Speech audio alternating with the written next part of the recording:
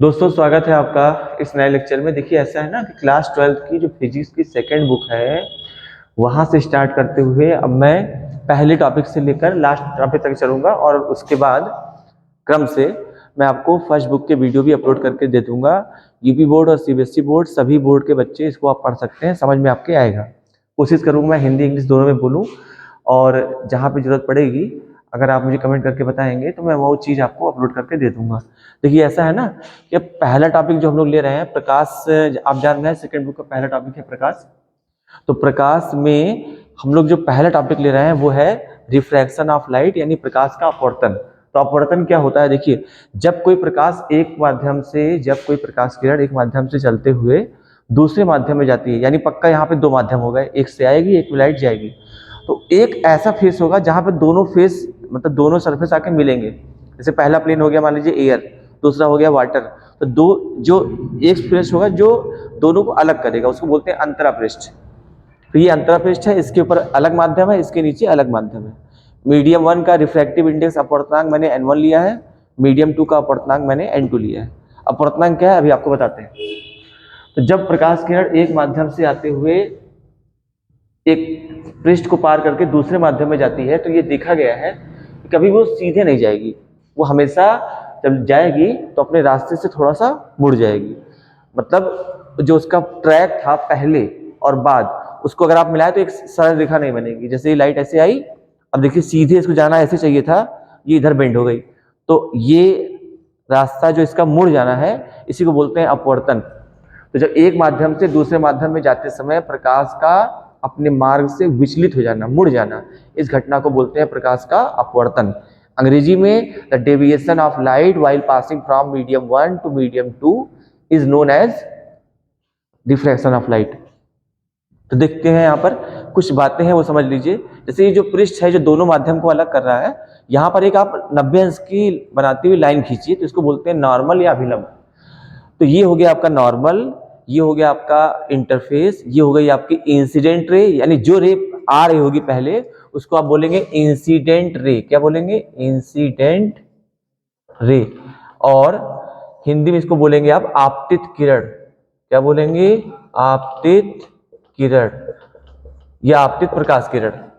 और जो किरण इस फेस को पार करके दूसरे माध्यम में जाएगी उसको आप बोलेंगे अपवर्तित किरण, अपवर्तित या रिफ्रैक्टेड रे। हाँ, तो ये है इंसिडेंट रे, ये है रिफ्रैक्टेड रे। अब ये जो नॉर्मल है आपको सारे एंगल यहां से नापने हैं, तो अभिलंब से यानी नॉर्मल से इंसिडेंट रे का जो एंगल है वो एंगल ऑफ इंसिडेंस है, और नॉर्मल से जो रिफ्रैक्टेड रे का एंगल है वो आपका एंगल ऑफ रिफ्रैक्शन है। एंगल ऑफ इंसिडेंस का सिंबल है आई और एंगल ऑफ रिफ्रैक्शन का सिंबल है आर। ये जो आई और आर लिए गए हैं वो इसकी स्पेलिंग से लिया गया है, जैसे इंसिडेंट रे आई, रिफ्रैक्टेड रे आर। अब कुछ चीजें हैं वो आप समझ लीजिए। देखिए ये जो रिफ्रैक्शन होगा इसको एक निश्चित रूल से डिफाइन किया गया है। मतलब पहले इसको प्रैक्टिकली दिखा गया कैसे जा रहा है, फिर स्नेल ने इसको डिफाइन किया कि भैया देखिए स्नेल कहते हैं कि हमारे हिसाब से ये रे ऐसे चलनी चाहिए। तो उन्होंने इसके लिए दो रे दिया, मतलब दो आपको रूल दिए। पहले रूल क्या है कि जो आने वाली रे है इंसिडेंट रे, जो नॉर्मल है और जो रिफ्रैक्टेड रे है, यानी आने वाली रे, जाने वाली रे और दोनों के ऊपर जो नॉर्मल है ये तीनों हमेशा एक ही प्लेन में होंगे। यानी the incident ray, the normal and the refracted ray will lie always in the same plane. इसका मतलब ये है, अगर आप ध्यान से देखिए तो बोर्ड एक प्लेन है, आने वाली रे भी बोर्ड पर बनी है, नॉर्मल भी बोर्ड पे बना है और रिफ्रैक्टेड रे भी बोर्ड पे बना है, यानी तीनों एक ही प्लेन में है। तो पहला रूल ये हो गया। अब दूसरा रूल ये है कि साइन ऑफ क्या, sine of angle of incidence divided by sine of angle of refraction, यानी आने वाले कोण के साइन और जाने वाले कोण के साइन का जो रेशियो है ये एक कांस्टेंट होगा। क्या होगा? कांस्टेंट। और इसकी वैल्यू होगी बाद वाला रिफ्रैक्टिव इंडेक्स डिवाइडेड बाय पहले वाला रिफ्रैक्टिव इंडेक्स। यानी अंग्रेजी में the sine of angle of incidence and the sine of angle of refraction, इन दोनों का ratio is equal to refractive index of the second medium with respect to first medium. The ratio of sine of angle of incidence to the sine of angle of refraction is equal to a constant, and this constant is equal to refractive index of the second medium with respect to, मतलब divide करना है आपको refractive index of the first medium. तो ऐसे ना बोलकर statement आप ऐसे लिख दीजिए, और इसको जब आप न्यूमेरिकल में जाइएगा तो हमेशा ऐसे सॉल्व करिएगा, क्रॉस मल्टीप्लाई कर लीजिए। तो n1 into sine i, n1 into sine of i is equal to n2 into sine of r. अब देखिए n1 क्या है, इस मीडियम का रिफ्रैक्टिव इंडेक्स है n1, और इस मीडियम में एंगल कितना है i, तो n1 साइन आई एक साथ हो गया। अब आप डिवाइड वाले से बच गए। यहाँ देखिए रिफ्रैक्टिव इंडेक्स कितना है n2, और यहाँ पे एंगल कितना है r, तो n1 साइन आई बराबर n2 साइन r को आप ऐसे भी बोल सकते हैं कि जिस मीडियम में आप रहेंगे उसका रिफ्रैक्टिव इंडेक्स और उसका जो एंगल का साइन होगा, उसका जो प्रोडक्ट होगा वो हर बार सेम आएगा। यानी इसको जनरल में लिखा जाए तो n into sine of theta is equal to constant. तो ये आपका स्नेल्स लॉ है। बात समझ में आई होगी। स्नेल्स लॉ को चाहे आप ऐसे डिवीजन के फॉर्म में लिखिए और चाहे आप इंटू एन साइन थीटा बराबर कॉन्स्टेंट लिखिए।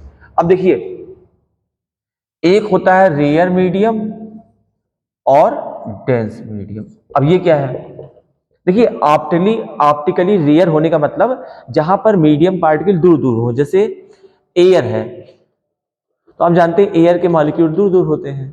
वाटर है, अब ये लिक्विड फॉर्म में होता है तो ये पास पास है, तो एयर आपका रेयर है और वाटर आपका डेंस है। तो डेंस मीडियम में मीडियम पार्टिकल पास पास होते हैं, रेयर मीडियम में मीडियम पार्टिकल दूर दूर होते हैं।